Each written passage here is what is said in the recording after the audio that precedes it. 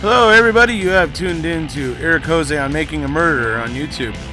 I cover virtually any aspect of making a murderer. I go over the evidence, the documents, the photos. So if you like, stay tuned, and in the future I'll have many more videos besides the one you're about to see. Hello everybody, how you doing? I am back from the rally in Wisconsin. Back in my home digs here, in my studio. Actually starting to just now begin to start to feel human again. You know, here we are late on Sunday. I had a heck of a time getting home. I left on Saturday night, but ended up being stuck on my flight. I should have been home like around midnight on Saturday. Ended up not getting home until like 9:30 or almost 10 o'clock on Sunday morning, getting held up, and they were almost going to send me to Atlanta. Because there was something going on where there was having some kind of crew problem, whatever. So they were gonna have to try to reroute me on this different way to get me back home, where I live. And they were actually, because I live on the West Coast, and they were actually gonna send me all the way to Atlanta, which I thought would have been cool, but I would have only been there for like an hour or two, so I wouldn't have been able to go visit the two people that I love to death that live there. But I mean, I just visioned myself, I'm going to be sitting on a plane and uncomfortable anyways. It is uncomfortable to sit on those planes for long hours. So I was just like, oh my Lord, is there some way I can just get a plane that goes directly to the West Coast? And fortunately they found one for me. So then I didn't end up having to go all the way to the East Coast and get home even later. So I was able to take a nap and all that stuff and eat a little something, and then I'm starting to actually feel a little bit human again now. So we're making this video. So I wanted to share some of the reflections of what was happening there. I mean, it was some great stuff going on there. I mean, I really was very happy with the amount of support I saw coming from the cars going by. A lot of people were honking very enthusiastically, doing like little, like tunes with their horn, like, going beep beep beep beep beep beep or whatever, like trying to do little unique little sounding themes with their horns. And some people just laid on it all the way in front of the courthouse until they made the left turn, pulling away from the courthouse there. I mean, it was something to see. I expect, because there's always been so much resistance locally when it came to the Avery and Dassey cases, that I was actually surprised. It looks like more and more people there are at least willing to consider that it wasn't done quite right, and that there may be something a little bit deeper that needs to be looked into. Whether they're, fully on board, Stephen's innocent 100%, that may be another thing. But we don't need people to just go straight to that. We just need people to be saying, and I think this warrants question. And as long as people get to that point, I think that's helpful. So I was really pleased to see the amount of people honking and the amount of, kind of support we saw from the people driving by. And obviously from the supporters that were there at the courthouse. I mean, I know that at one point, I swear there must have been about 60 people, and there was just people going in and out and leaving and coming through, that had a couple that showed up just as I was having to leave for the airport that I'd been talking to through Messenger and on YouTube comments and stuff, and got a few, only got about maybe 20 minutes with them, but it was well spent. They were really, really kind and very, very cool couple, and they're very, very passionate about Stephen and Brendan as well, and so I got to spend a little bit of time with them, talking to them, and hopefully they're going to be able to help me out with something. And so that was kind of cool. But I mean, there was a lot of support there. It was really, really cool. There was no hassle, not no official city personnel came out and hassled anybody. It was, they just allowed, as long as it stayed peaceful, it was fine, basically. That was kind of the way it seemed. And so that was kind of cool. So they certainly aren't trying to, make it, they're not trying to suppress, the MAM ralliers, and Stephen and Brendan's ralliers. So I thought that was cool. So as I said, it seems like attitudes may be softening there. I thought that was great.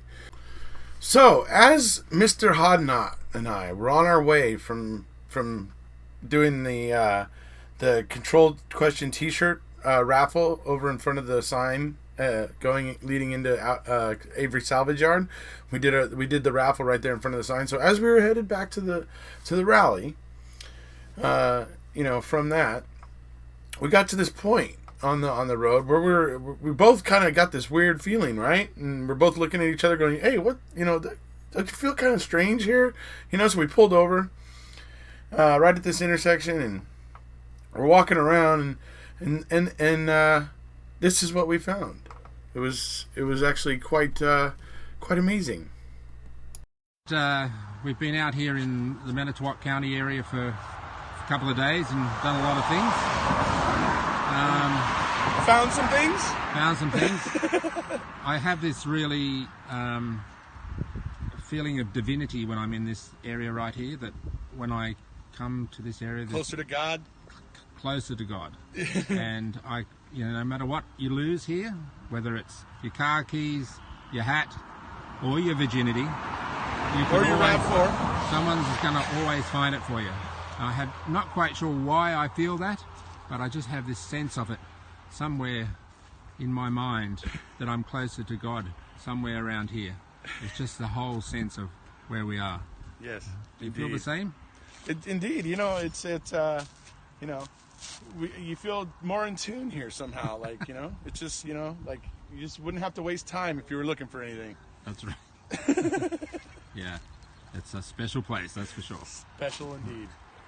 There was one other thing that happened there at the rally I wanted to kind of touch on. And it was kind of weird it was kind of weird when I noticed it as well. I honestly, at first, didn't know how to react to it too. I was in the middle of my first YouTube live video. And when I noticed it, I was just kind of like, whoa. And pretty soon after that, I kind of ended the video just to kind of figure out, see what was up and stuff like that. And that was the fact that Mr. Richard Donovan showed up there. Some of you may know who he was. He was somebody that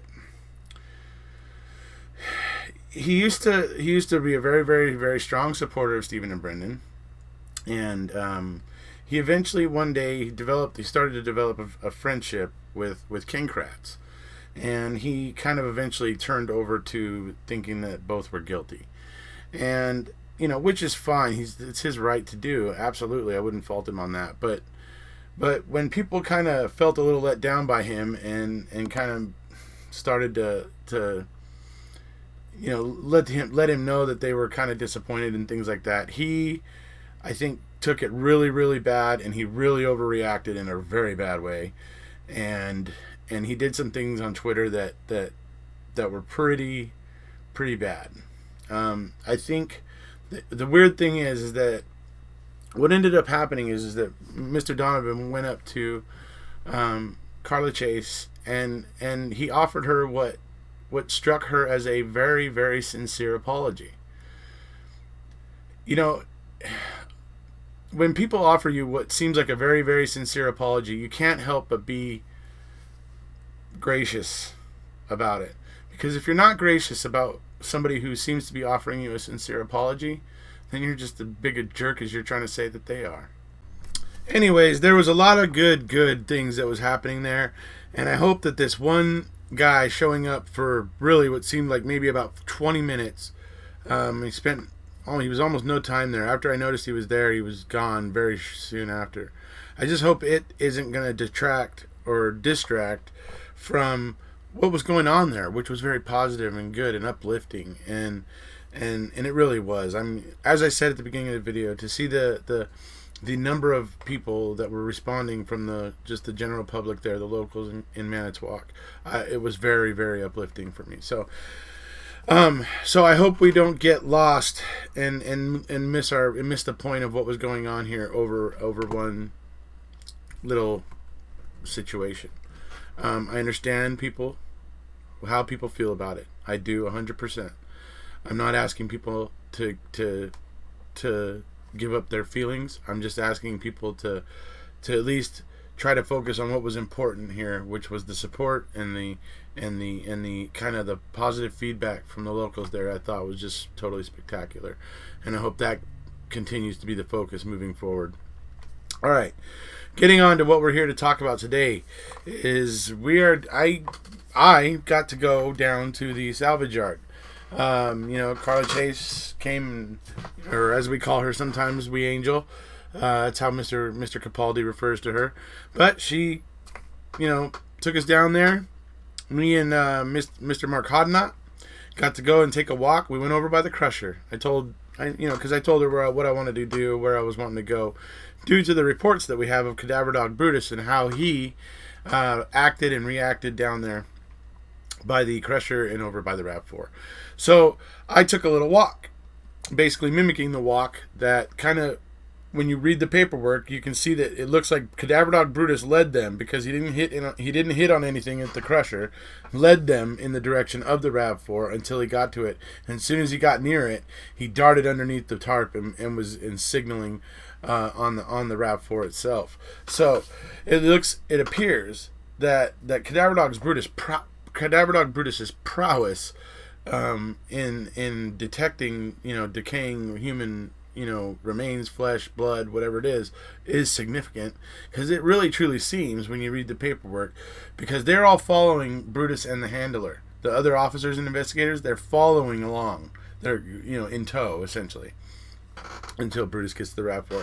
And then we move on to how close Cadaverdog Brutus was to the fire pit on the 5th of November. We know that the bones were found on the 8th, but we're going to see just exactly how close Cadaverdog Brutus was to the fire pit that supposedly contained Teresa Halbach's cremains. On the 5th, he was there. Didn't even flinch at the fire pit. And he was right, and as we'll see, he was right there, and I got video to show you how close all of these things are and how distant some of these things are and all that. So we're going to move into that now. Right now I'm going to show you I'm going to show you the document where it explains what they did, where Cadaverdog Brutus went, where they went with him, how he kind of led them, or how the handler and Brutus led from the Crusher to the RAV4 and stuff like that. And then I'm going to come back and show you the video I took from there, and that explains some of the, it shows you the perspective of the distances and how it's ridiculous that Cadaverdog Brutus would not have picked up on the human remains in the fire pit on the 5th if they were in fact there. Because, they really showed up on the 8th. That's really what happened. Julie Kramer and Brutus did check the vicinity around the Crusher as well as the inside of the Crusher. Brutus did not react in any way to any material on the Crusher. It should be noted that I was advised by Julie Kramer that Brutus is a cadaver dog and will only react to human remains and human blood. Kramer and Brutus, Special Agent Fassbender, Special Agent Hunsader, and from the State of Wisconsin Department of Criminal Investigation, Detective Jacobs, and I did take a route south from the Crusher and went along the fence line that Earl Avery had identified as being property between the Avery property and the Redan quarry. The last row of cars on the Avery property did contain the RAV4 that belonged to Teresa Halbach. Julie Kramer and Brutus went ahead of the rest of us, and as Brutus passed by the north side of the RAV4, which had been covered by a blue tarp in order to preserve possible fingerprint evidence, as it appeared to be getting ready to rain, Brutus made an abrupt turn movement and stuffed his head under the tarp. He then came back to his handler, Julie Kramer, and began to bark. Julie Kramer advised us that this was in fact an alert indicating that Brutus had detected either human remains or human blood. Alright, hello folks. We are here today at the Avery Salvage Yard. If you don't recognize what I'm showing you here, this is where the car crusher used to be. The reason why we're starting here today is because I was recently looking into some things about Cadaverdog Brutus. Now the interesting thing here, folks, is Cadaverdog Brutus was brought to the Crusher because they expected to find something there. So they brought Cadaverdog Brutus over here expecting that he was going to hit on some blood or something like that. Well, he didn't. He didn't make any signal or indication that there was anything wrong with the Crusher at all. Then the interesting thing about the report, folks, now I'm going to show you this way a little bit here. Off over in that direction is where the RAV4 was. You cannot see the location where the RAV4 was parked from here right now because there's been a lot of tree growth and a lot of stuff that has grown since then. but it is a fair distance away, and I'm going to walk to it and show you where the spot was. And the reason why I'm going to do that is because when they brought Cadaverdog Brutus to the crusher, he didn't hit on anything, right? He didn't really notice anything. Then Cadaverdog Brutus and his handler started moving in the direction of the RAV4, and the other officers basically followed. And I have the reports here, and I'll show them to you in the video. But they started moving towards the RAV4, and like I said, Cadaverdog Brutus and his handler were leading the way. As soon as, and what happens is they lead the way and they get over to by where the RAV4 is, and the moment that Cadaverdog Brutus gets close to the RAV4, his head shoots underneath the tarp, and he is hitting on the RAV4. He's, hitting on the blood, possibly in the back cargo area. He is hitting possibly even on the blood that's on the outside of the tailgate, which would be amazing. Quite frankly, it'd be quite an amazing feat for Cadaverdog Brutus, because when you think about it, that blood on the tailgate on the outside was, just a couple drops, and Sherry Culhane wasn't even able to get a full DNA profile from it. So, you see how long we've been walking here, folks, right? This is how far away Cadaverdog Brutus was, and he came over here and he hit on this RAV4. It's quite a distance away, and he comes over and he almost goes pretty much straight to it. So here's where the RAV4 was, folks. This is the spot. If we look back, you're facing towards where the crusher is right now. You can't see that location because this stuff has grown over since then. But it's a pretty far distance away. And that is what I find interesting. So, we know that the RAV4 was here. We know that Cadaverdog Brutus came from all the way over by the crusher and almost basically came straight to the RAV4 and hit on it. Now, we're going to move over to where Steven's trailer is, and I'm going to show you something else that happened with Cadaverdog Brutus. At 17:26 hours, Julie Kramer and her canine Brutus, Lieutenant Sipple of Calumet County Sheriff's Department, and Detective Remaker from the Manitowoc County Sheriff's Department, Special Agent Husader from DCI, and I proceeded to a burn barrel area near Stephen Avery's residence. It was decided that Julie and Brutus would go through the Stephen Avery residence in an attempt to determine whether Brutus would alert to anything within the dwelling. At 17:35 hours, Detective Remaker, Julie Kramer, Brutus, and I did enter the Stephen Avery residence and did exit the residence at 17:40 hours. I personally did not observe any alerts from the canine. All right, so for the second part of this, folks, this is the spot where the fire pit was, right behind the garage. And if you look right here, exactly just how close Steven's trailer is. Now keep in mind, when we were over by the car crusher, you saw how far the car crusher was from the RAV4, and Cadaverdog Brutus seemed to go right to it. You telling me, because they took Cadaverdog Brutus through Steven's trailer. They were expecting him to hit on something in there. They took him through the trailer. So they took him through one door, came out another door. You can see how close this is to the fire pit. And he didn't detect any bones in the fire pit on the 5th.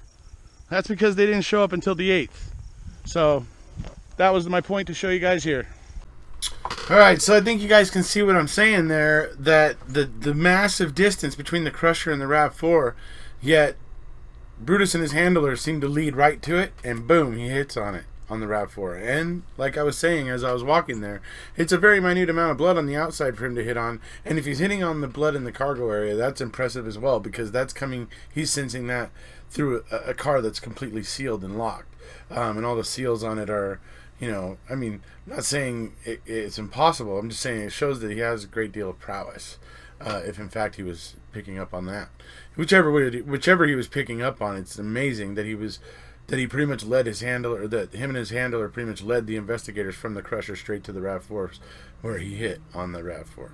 So, and then we see at Steven's trailer just exactly how close Cadaverdog Brutus was to those bones on the 5th. And doesn't hit on them. We know that there was a little bit of flesh on one of those bones, because that's what the FBI supposedly was able to test and do what they call mitochondrial DNA test, which is a little different than a normal DNA test. And and a friend of mine who is a molecular biologist has a great deal to say about that test that was performed by the FBI and how it's really not very conclusive in its results. And yeah, so but anyway, there was some flesh on there, and if the I mean, but she clearly said that Brutus will pick up on remains too, just bones and stuff like that. So, you know, he was right there. I mean, within 20 feet. The trailer and the garage and the fire pit, they're all like within 20 feet of each other. They're not very far apart, right? So the fact that Cadaverdog Brutus does not sense those bones in the fire pit on the 5th proves that they weren't there on the 5th. Gives more proof to the fact that these bones moved. And we need an explanation why these bones moved. This case is ridiculous in the extreme until we can explain what the heck was going on with these bones. So, that's about it for this video, folks. It was a lot of fun to get to go to Wisconsin. It was a lot of fun to get to go and tour the salvage yard. I will have some more little interesting things for you in the future coming up here. Things that I was able to get at the salvage yard. Things I was, able to get from Carla. Some videos. Some things that that I'll be able to do some more videos in the future with actual footage from the yard. So, anyways, it's been a whole lot of fun. I hope everybody got to watch my videos there at the rally and kind of got to feel the atmosphere that was there and how really, positive it was. And like I said, I really, really feel like it seems like the locals there are softening in their attitudes a bit. And I just think that is probably the best thing. When I was talking to Steven on the phone, because he called, and somebody came over and handed me the phone, and so I was talking to him. And when I was on the phone with Steven, he was talking about that he's perceiving that even the judges involved, right now are beginning to soften in their attitudes. He feels that way. So I thought that was significant because what I was noticing, and then for him on the phone to say that to me, I was like, oh, wow, yes, I think maybe people are beginning to take this seriously and not just, casually brush any of the issues aside and everything. It looks like people are really questioning at this point, and I think that's all that's required. Like I said, I don't need people to jump over to 100% innocent. I just need people to go from unwilling to look at the facts of the case and stuff to being willing to because they have questions. That alone, just that short jump is for me a huge victory. So if we can get more and more people doing that, we're going in the right direction and we're doing the right thing. So, hey, we'll see you guys later. If you haven't already, please hit subscribe, and we'll see ya.